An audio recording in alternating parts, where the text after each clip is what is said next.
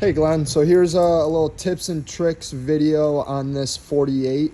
So when it comes to the key fob on the poppers for the driver's side door, you want to go ahead, push and hold, and that will go ahead open up the driver's side. And then for the passenger side, you just have to do a press on the second one,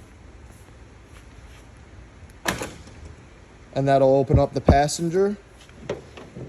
And then if you do so happen to lock yourself out, or if this isn't working, come over here, pop the hood, and then you have this little button right here that when you press it, it'll go ahead and pop open the driver's side once more. And if that button isn't working, then jump over to the passenger side door, and underneath, you're gonna wanna keep a little pair of like needle nose pliers or something with you. But there's this little pull tab right here. And when you pull this down, it's hard to get with just your fingers, but that also opens the door in case you ever lock yourself out.